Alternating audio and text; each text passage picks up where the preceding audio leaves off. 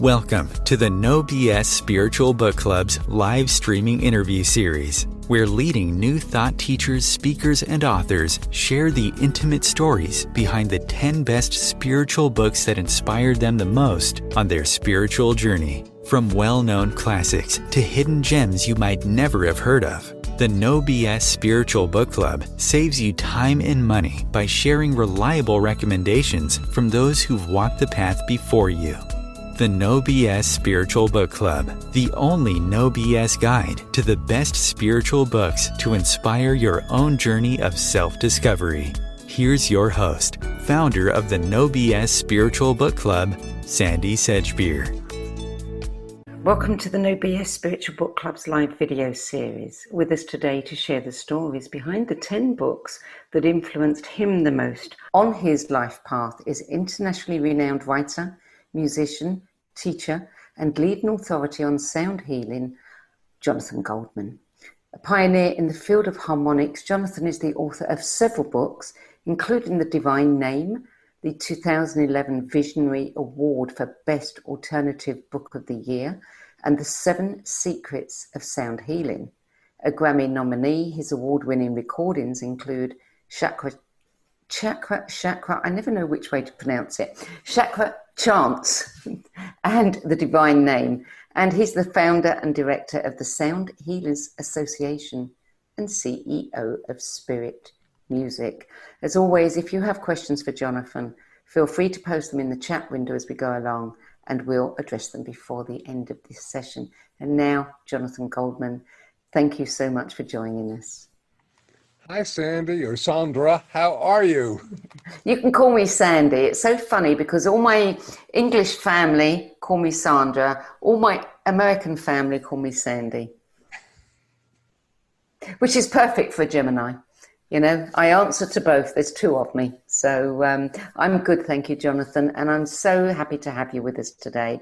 And your list is very interesting. One book in particular, which we will get to later, has really had me perplexed because trying to track it down was not easy. And then once I did, trying to find information about it was even harder. So I'm looking forward to your description of it.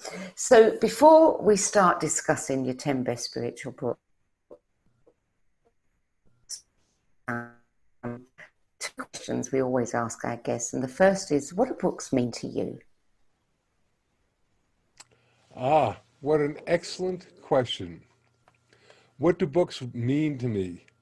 From a really, really early age, I guess anybody who reads, but particularly for myself, I was transported to realms of imagination and consciousness.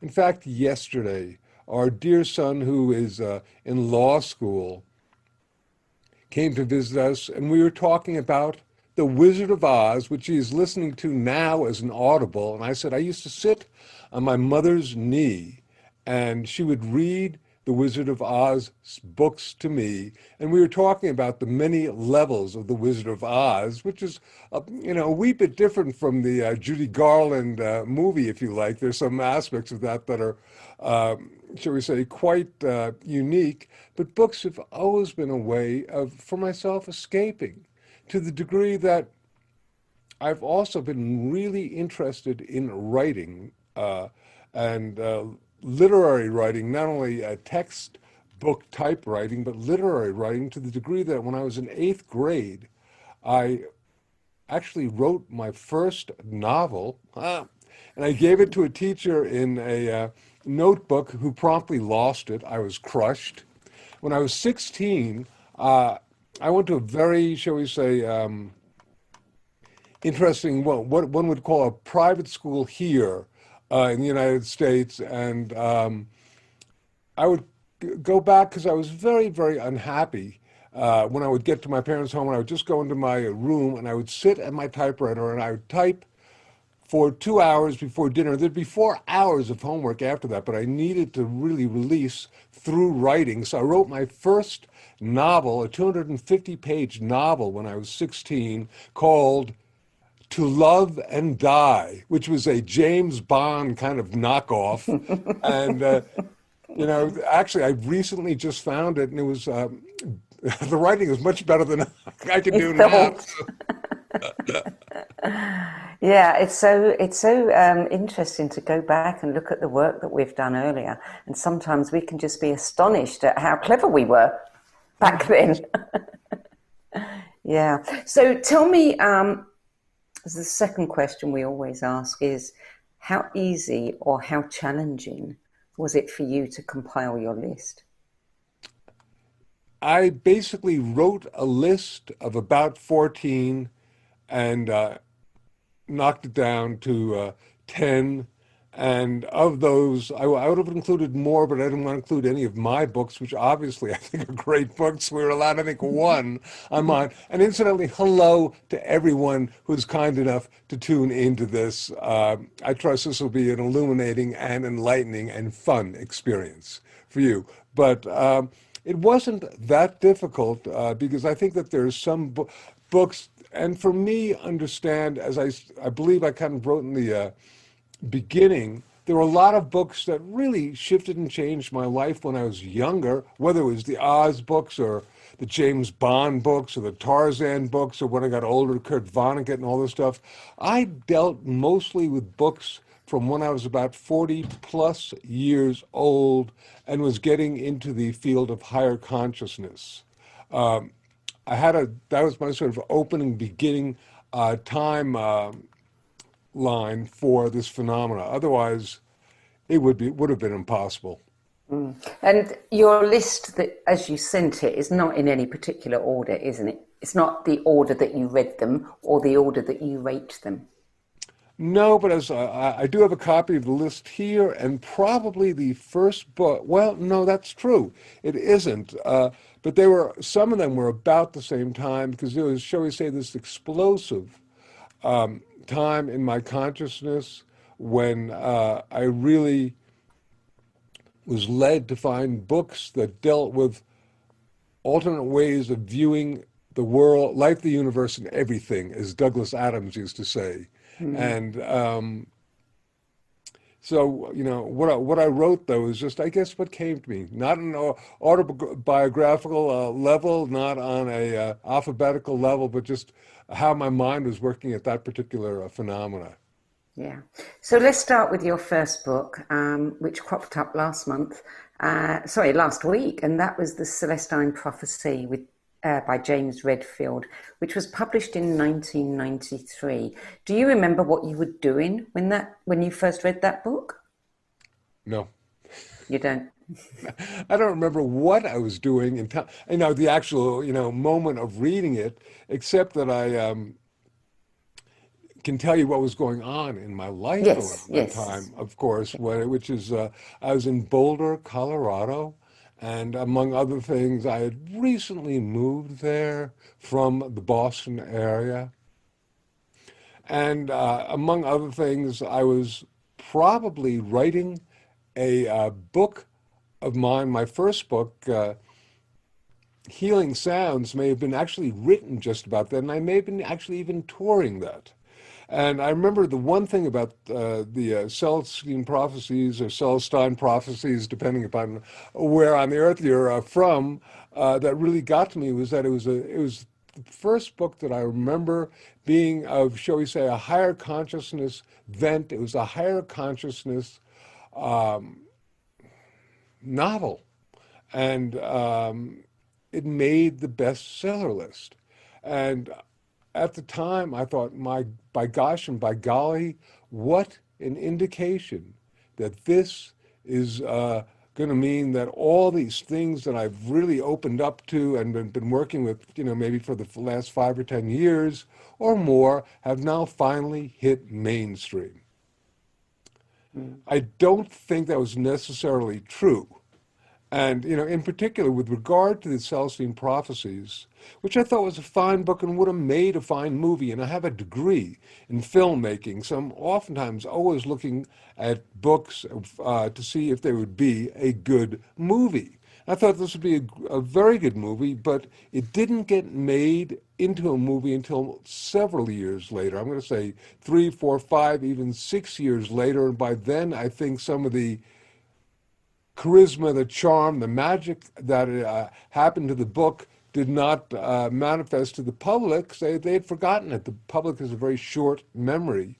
And so the movie did not do very well. And for many people, they've forgotten the Celestine prophecies. You know, it's interesting because I remember when that book came out, and I remember being absolutely shocked to see so many people reading it. You know, I'd go on a holiday to Spain with my children, and I'd see, you know, all kinds of people sitting by the pool reading it and thinking, wow, this is really going mainstream. You know, and that's a great thing. And you're right. A lot of it then kind of dissipated. I think a lot of people may have put their head up above the parapet for a short while and then, you know, got caught up in life and forgot. Right. I often, this is a totally different question, but I often wonder why things catch on, and then also why we have such a short memory span. Because Probably because life's so fast.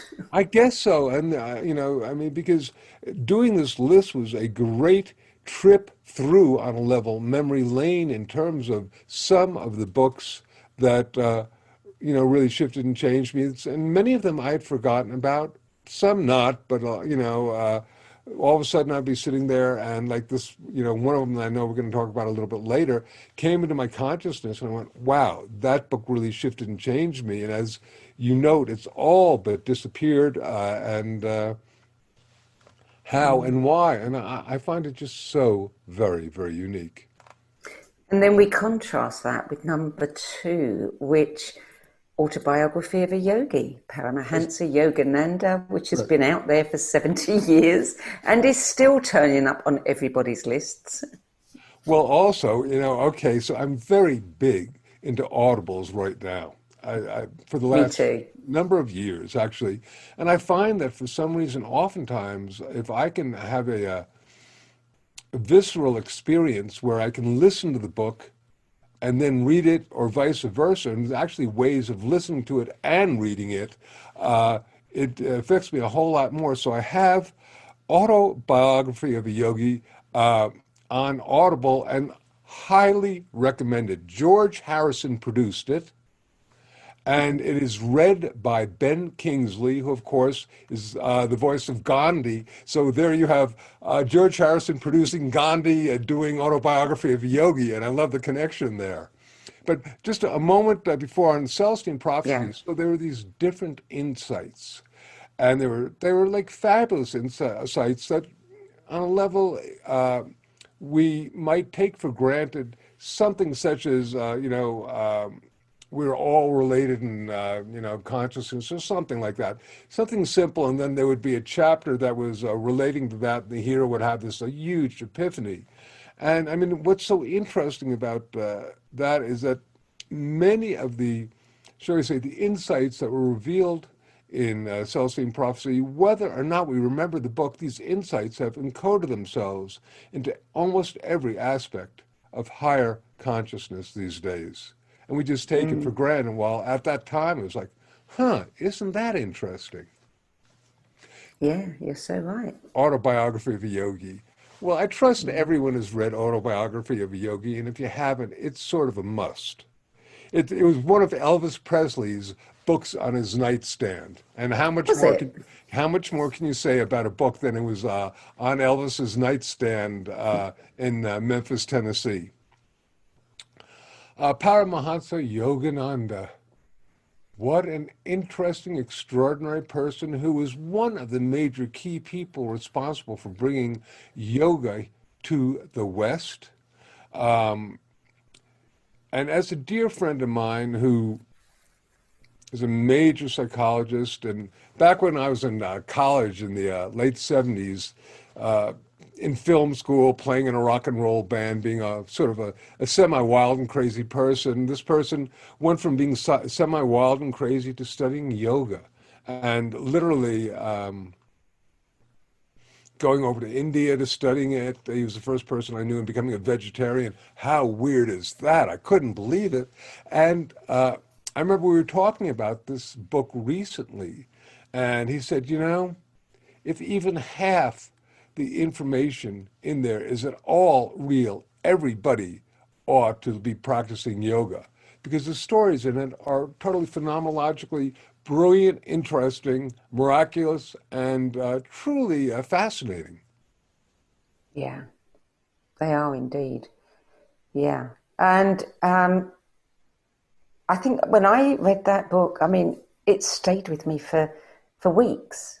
For weeks. I just could not believe some of the experiences he had and thinking, is it really that easy? You know, is it that easy? I don't have an answer to that one, but he made it seem as though it all just flowed for him. It's so interesting. Once again, just the greatest respect for Paramahansa Yogananda, for the different people I have actually up here. This is in my desk area, and there are pictures of Tibetan monks and family, and I have a picture of Mark Twain, and I have a picture of Sri Yukteswar, who is Yogananda's guru, up here too, and as well as a man by the name of Ramana Maharshi's there, and who else? And my dear wife and son, and some Tibetan entities and all that stuff. But yeah, so it's a great learning experience, and it's really well written. And I will also say that recently on, I think, Netflix or one of these, there was a documentary about Yogananda, which is quite interesting because he had, toward the end of his life, which he didn't write about in the book, some kind of, shall we say, betrayals by his person he left second in command, and he went back over to India to do something. And when he came back, this guy tried to take over the ashram. And by gosh and by golly, I mean, you think, well, regardless of how spiritually advanced you are, we still got to deal with the lower life challenges that Yeah. exist for us. I'll have to look out for that documentary. I haven't ever come across that before. I believe it's called Awake.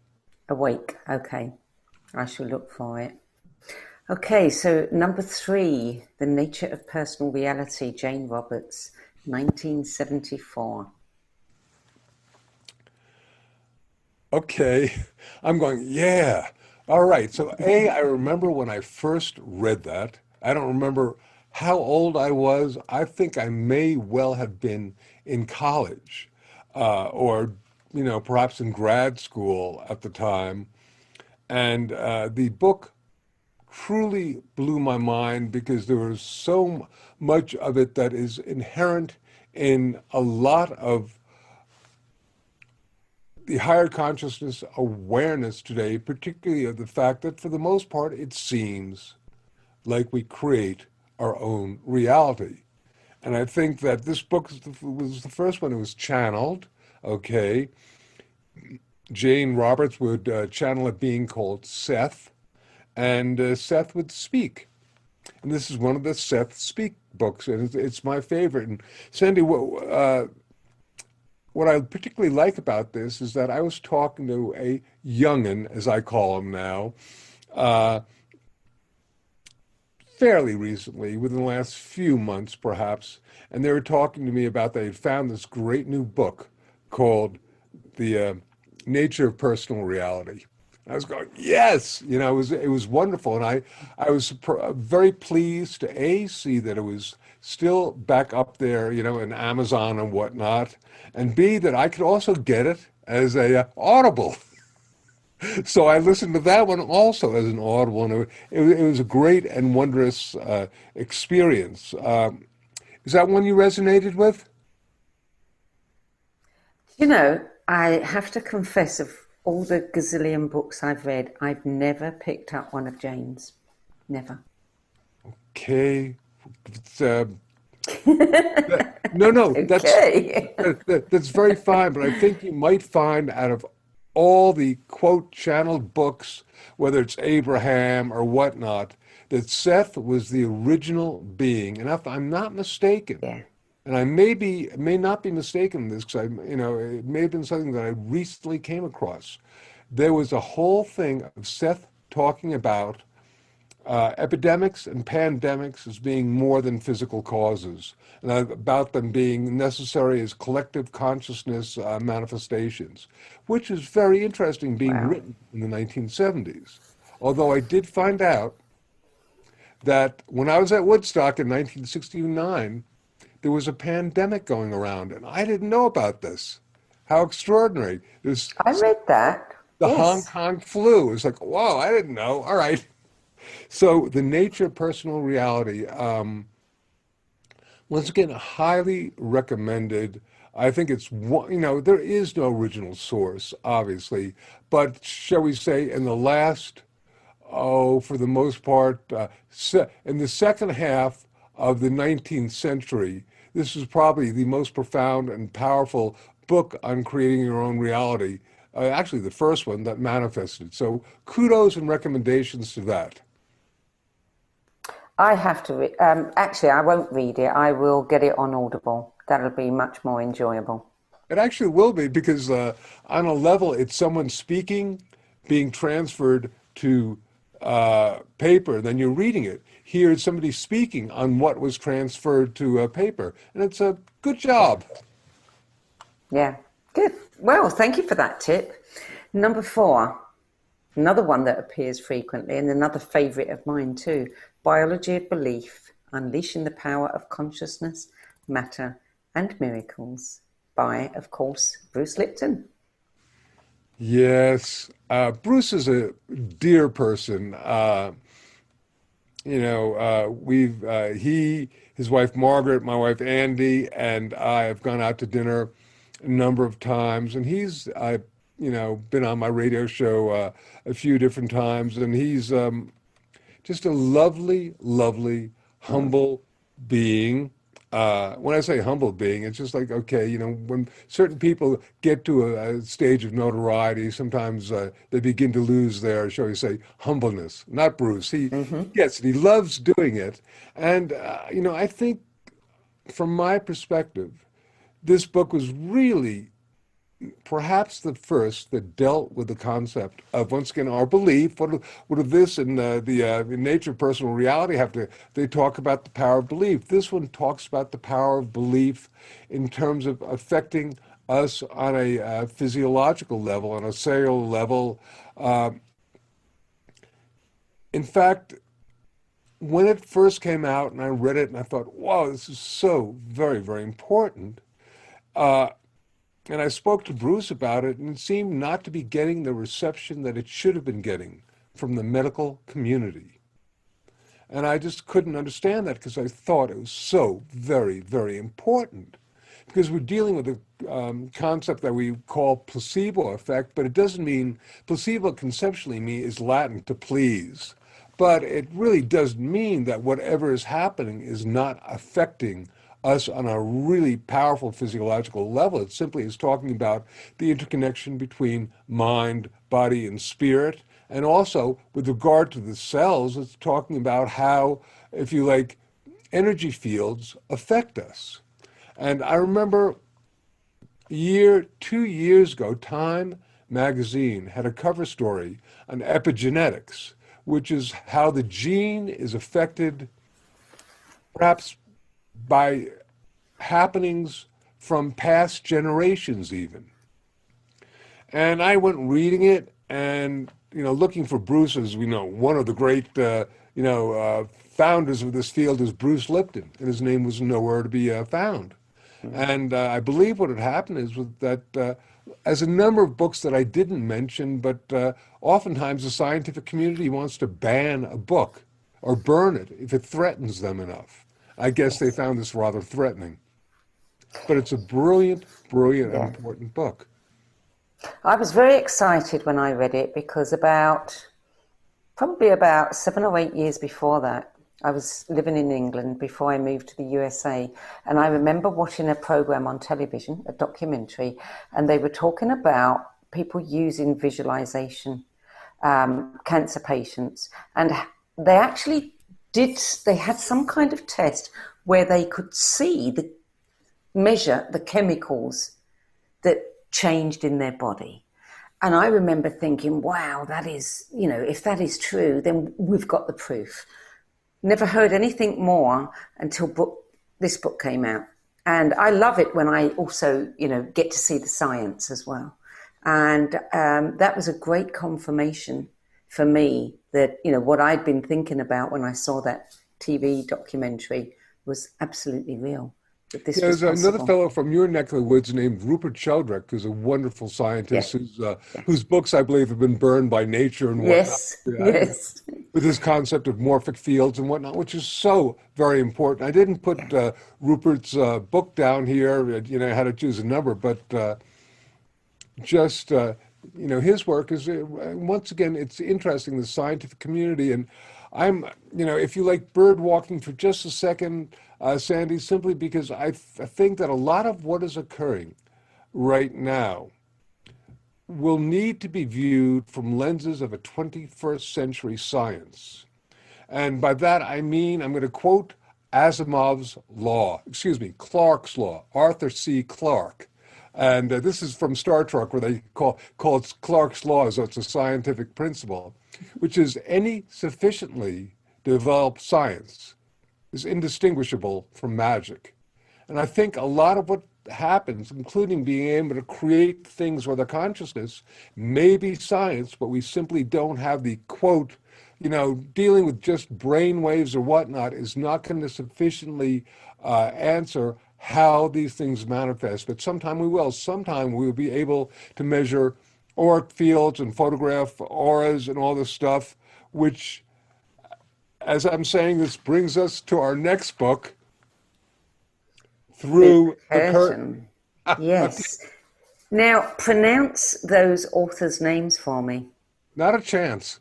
They're difficult ones, aren't I they? think it's Not so much Viola the Pettit. first, but the second. Yeah. I think it's Viola Pettit Neal and Shafika Carigula or Caragula.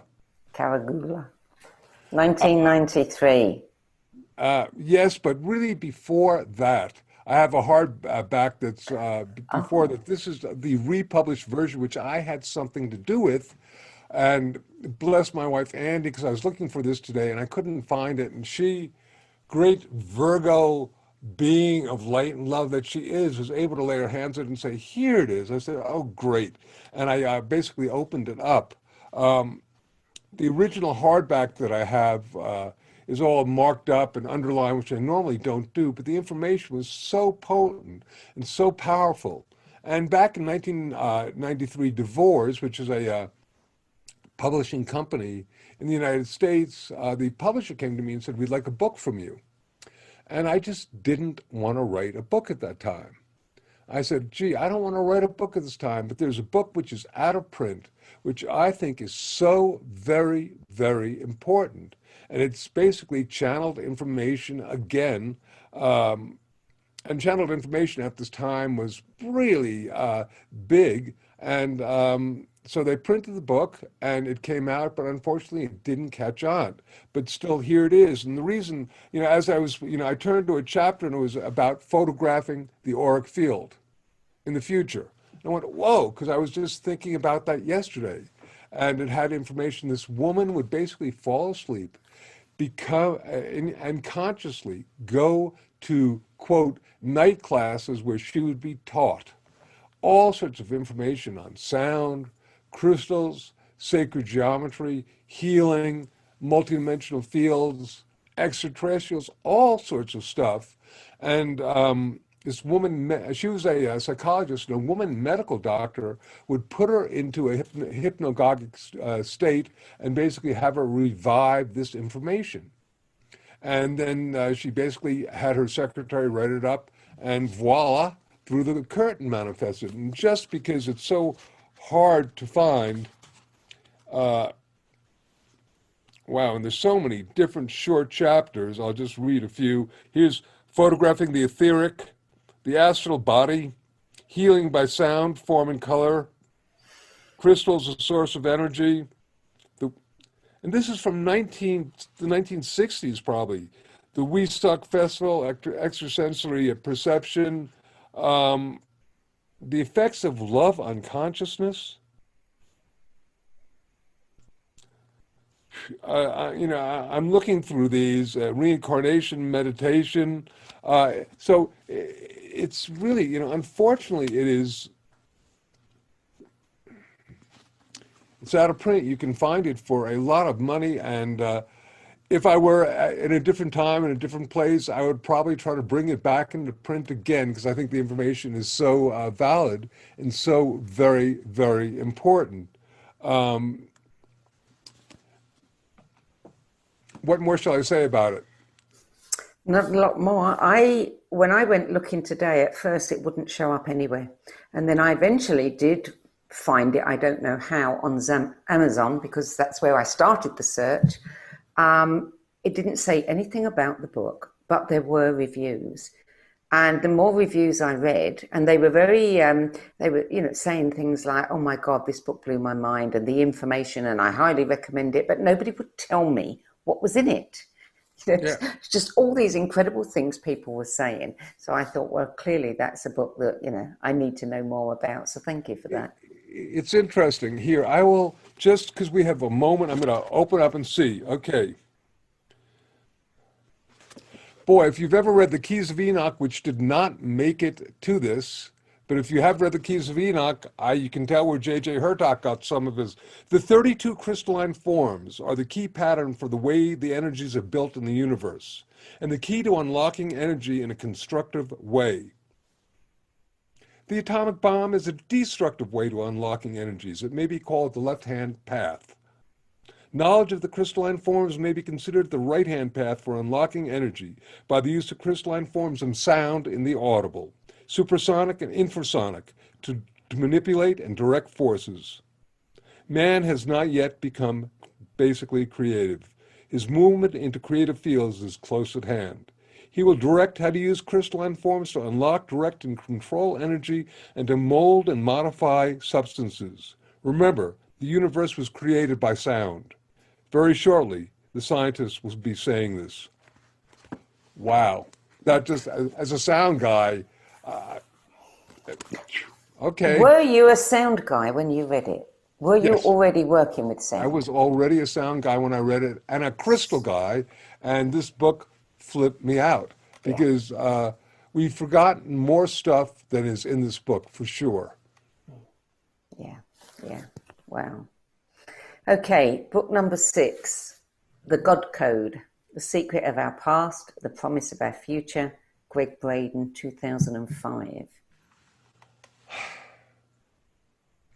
A very important book to me because it opened a door. My wife Andy and I were at a workshop of Greg's because Greg was a friend of mine at the time, and he invited us to a workshop that he was giving in Denver. We were in Boulder. We went to the workshop, and Greg was doing if you like, a workshop, a lecture, talking about what is called the Tetragrammaton, or the divine name, and how this could be, shall we say, transduced or decoded into various things. And I turned to Andy and said, my God, he's teaching Kabbalah. And some years before, I had basically had this reawakening experience of discovering what is called the divine name. And I basically put it on the back shelf because I thought it was too powerful. But once Greg had been teaching this, we went out to dinner. I said, Greg, I've made a discovery of how the actual divine name is sounded. And I said, I will make a recording for you if you basically promise that you have people turn off their tape machines. And what happened was basically that someone didn't. I made this recording. It was very powerful. Someone didn't, and it started manifesting on the internet.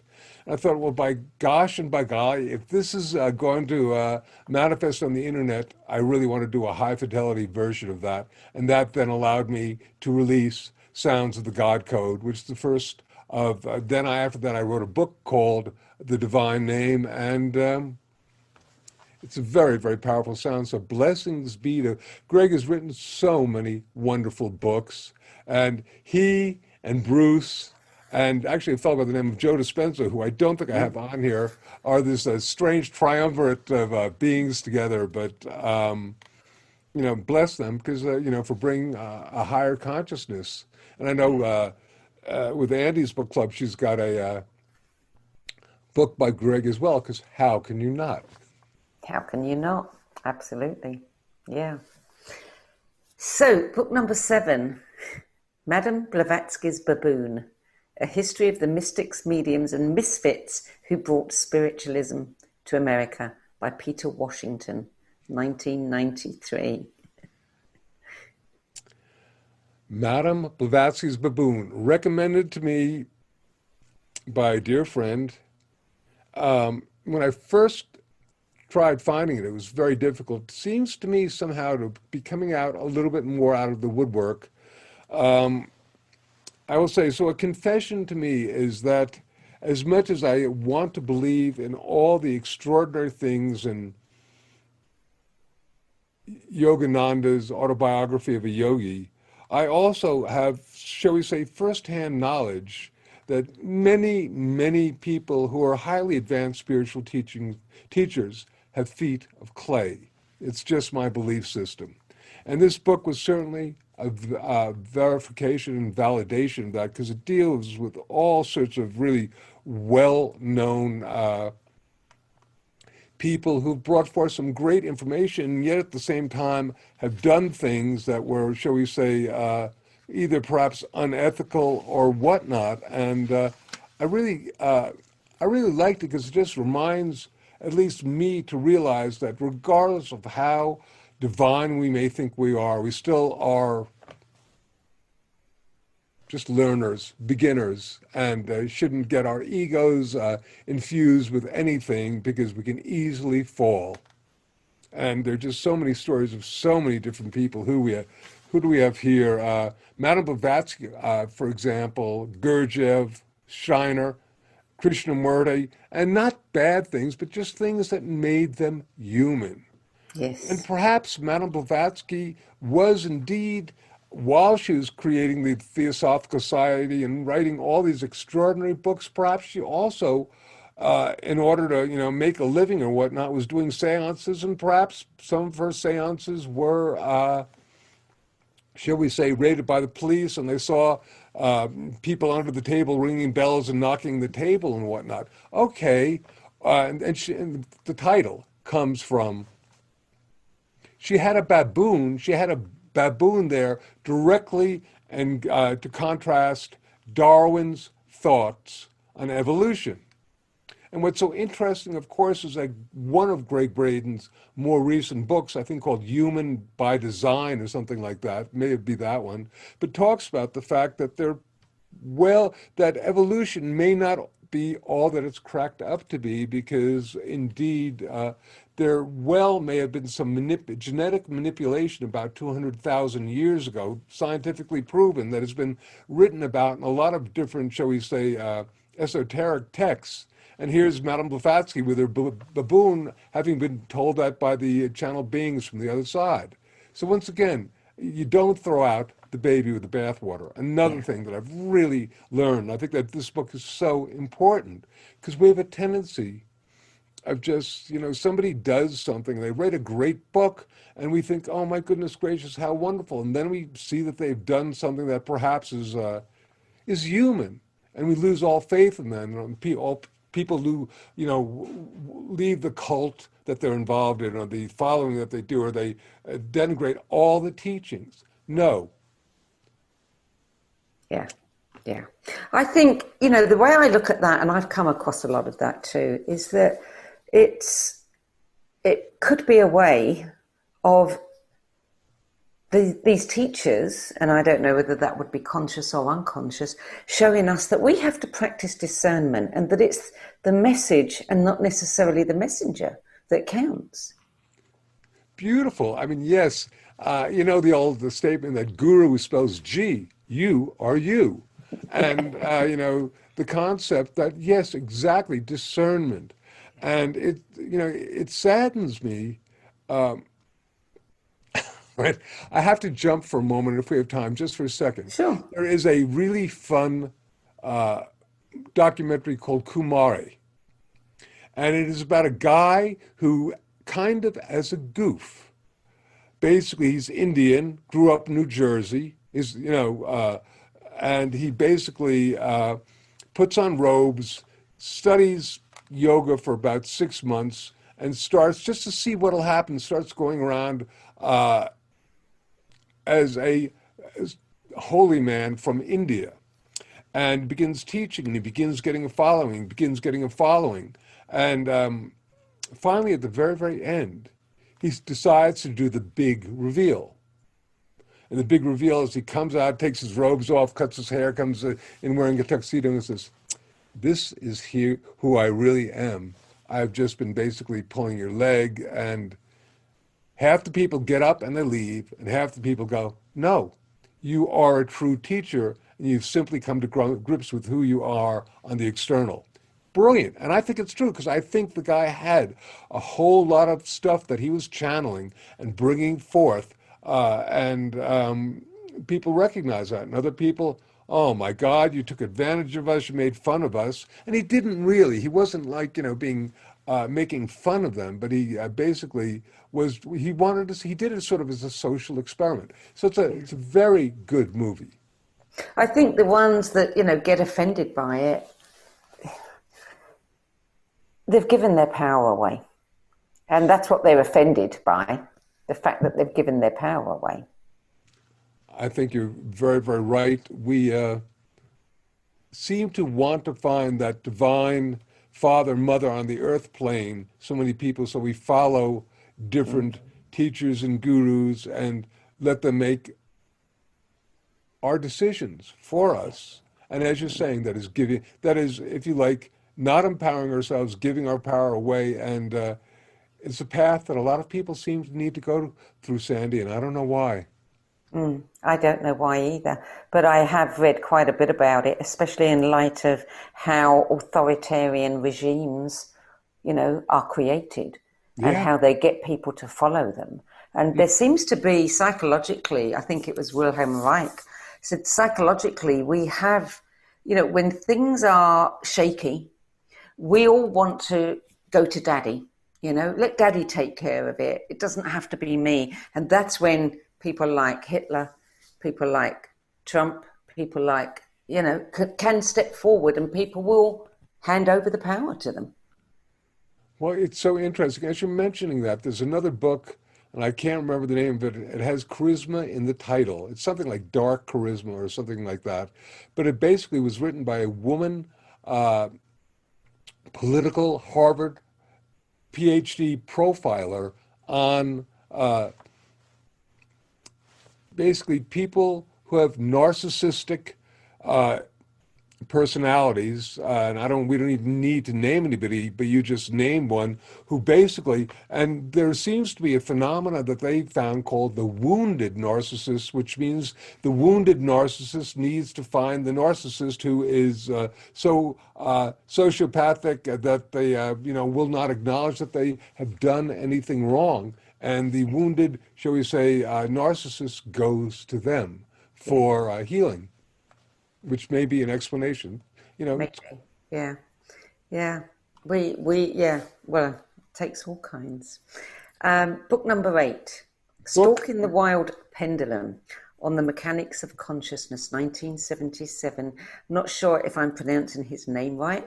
Ishtak Bentov, with a preface by my friend Professor William Tiller, who is just the most incredible man.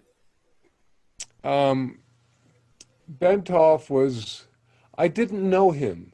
It was my great pleasure to be friends after he passed away with his wife, who lived in the Boston area. She was a sculptress, and she tried to carry on his work with some things, but he was just brilliant beyond belief, and he could present the most advanced concepts as though you were a child. And I love that. So that oftentimes he would have these silly little drawings in his books and make up little stories to go along with it. And it was a place that I first learned about entrainment. It was a place I first learned about how perhaps to encode intentionality onto your consciousness. It talked about all these different things. And just as a thought, and I don't know why, but I do recall that long before I ever read the book, it was Christmas Eve, if I'm not mistaken. I remember watching the news when I was fairly young. I can't remember how old I was. And there were these two 747s that collided over Chicago, probably in the late 60s in a snowstorm. And I remember hearing about that, yeah, yes. and he was on one of them, and he was on his way over to Japan because, among other things, he developed all sorts of incredible biomedical instrumentation, and he was on his way over to Japan to meet with a guy by the name of Hiroshi Motoyama, who was inventing something called the chakra instrument, talking about photographing the etheric field, and between the two of them, they were going to create a method of photographing the etheric field. Didn't happen. He got taken out. But his book is brilliant and wonderful. And once you read that, I mean, I just don't know anybody who hasn't read it and come away with some sort of truly aha moment. Yeah. Isn't it interesting how we see that's not an uncommon experience. We see somebody absolutely brilliant on their way to do something really important, and boom, they're gone. Yeah. That's it. It really makes you wonder. Yes, it does. Yes, it does. So book number 9, Music, Physician for Times to Come, edited by Don Campbell, 1991. Okay, so Don Campbell is, first of all, he's the person who was one of the first artists on my music label, Spirit Music. He is also the person who wrote a book that a lot of people have heard of, which is much more famous, that started a whole trend in understanding the power of music called The Mozart Effect. Mm-hmm. But he's also, we are most blessed to be, because he's the person who introduced my wife Andy to me. Oh, well, there you go. So, bless Don. And this was, I think, a great book because he edited it and he's got some writing in it. And there's some wonderful spiritual, scientific, and just, out there information on how sound and music can be used to heal. And it was such a wide, diverse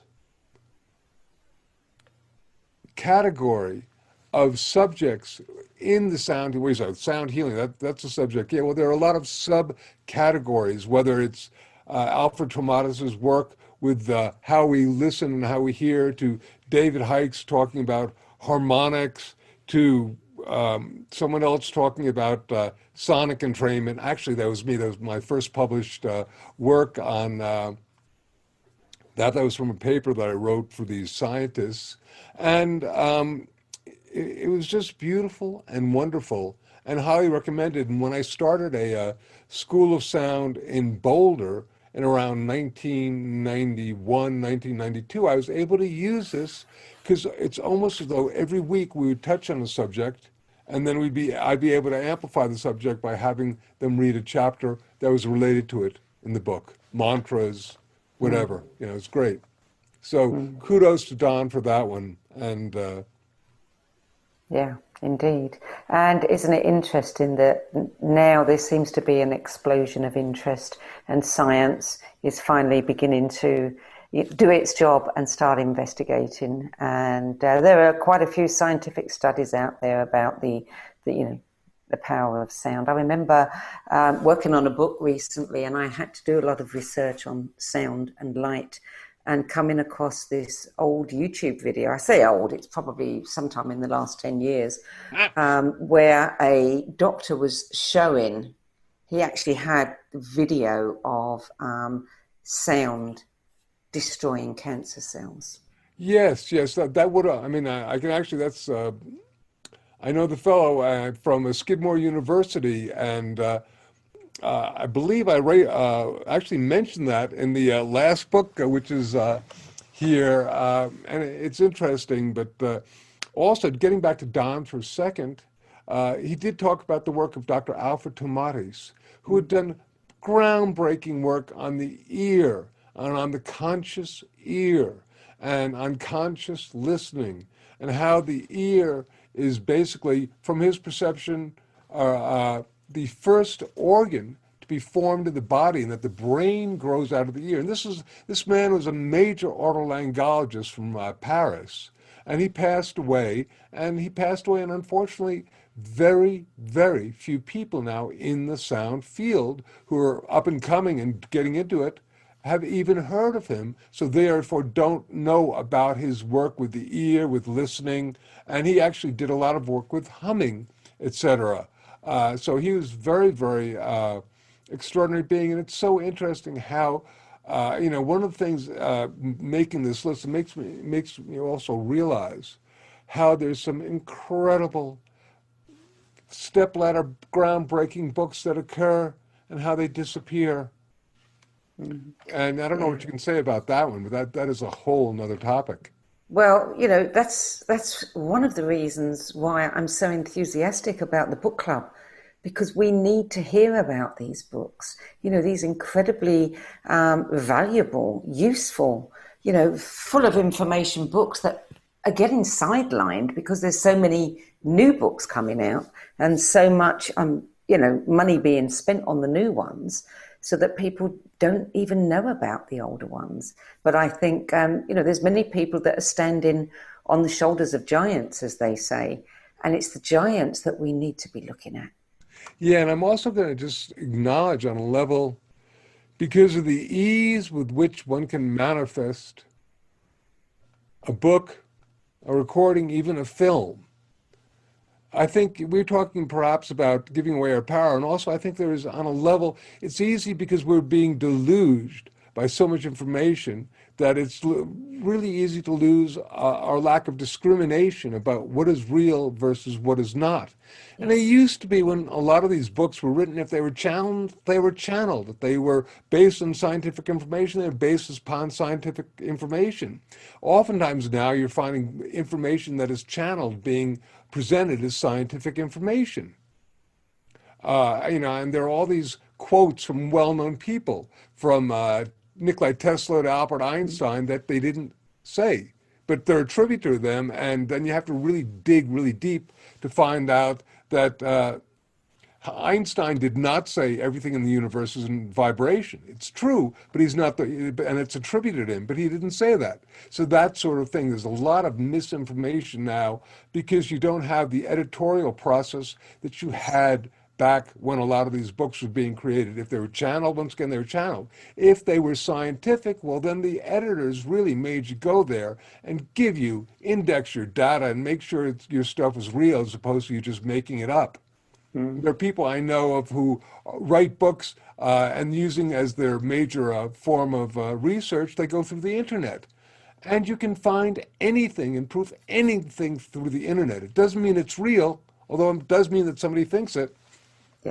Yeah. Discernment. Yeah. And be your own researcher as well.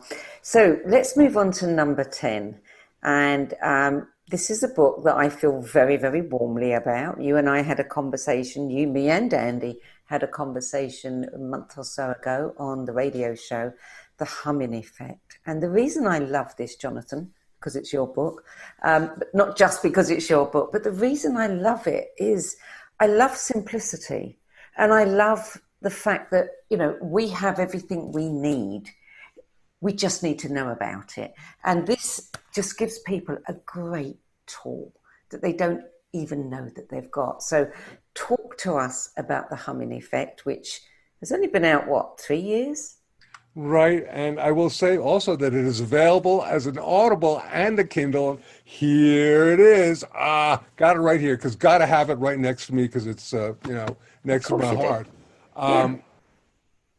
The basic bottom line is I have been in this field of using sound as a healing modality for over 40 years. My wife Andy has been in the field for over 25 years. So between us, we're almost old enough to make the age of one of us, but we're a little bit older than that. And we found that one of the great difficulties with people learning to use sound for healing is that they confuse a sound with music and that they think that they need to be a trained musician or a trained vocalist in order to be used sound to vibrate themselves and feel and experience the therapeutic benefits of their own self-created sounds. So we kind of looked at each other and said, okay, what's a sound that people will not be judgmental about, that everybody can do, children, old people, doesn't matter. We looked at each other and went, and it's the hum. I said, okay, let's write a book on humming. This will be the world's first professionally published book on humming. How are we going to get people to take this seriously? And okay, well, we got to make the first chapter nothing more or less than peer review. That's scientific, medical, documented information on the physiological benefits of humming. And we did that, and after that, everything just sort of opened up. And people now, say to people, just by making a hum, you get the creation of melatonin, you get the creation of nitric oxide, which is a vasodilator. If you do it, take a nice, what we call a conscious hum, you take a deep breath, you hum,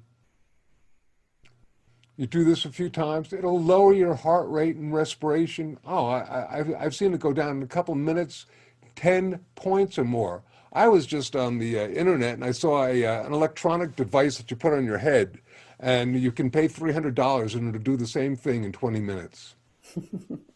So, I mean, I just love the fact, and particularly in this particular point in time and space that we're dealing with, it has been found that nitric oxide, particularly nasal nitric oxide, which occurs when you hum, you get the generation of nitric oxide in your nasal cavity, and that is a place where a lot of viruses can manifest first before they take off in the rest of the body. So what if humming, and it's been suggested by a number of doctors, could be used as a tool, as an antiviral agent? What a concept.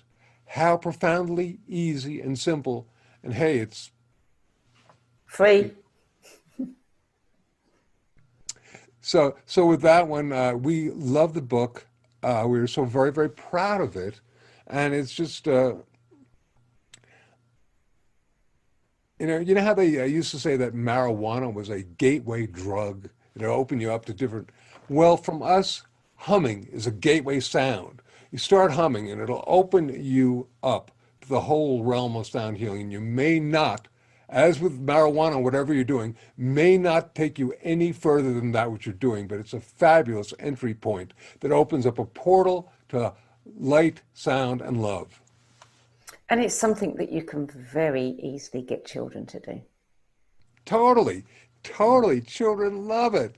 And, we've got the downloadable exercises in it and all sorts of stuff. So it's just something way proud. And thank you for allowing me to put it on the list. And thank you all for perhaps checking it out, because if you are able to find resonance and experience it, then you might be able to share that information with somebody else. And so therefore it well may happen as a sort of domino effect of sound. And we can all of a sudden become I think the subtitle of the book is Sound Healing for Health and Happiness. And you also get the release, for example, of oxytocin when you hum. Yes. What's wrong with that?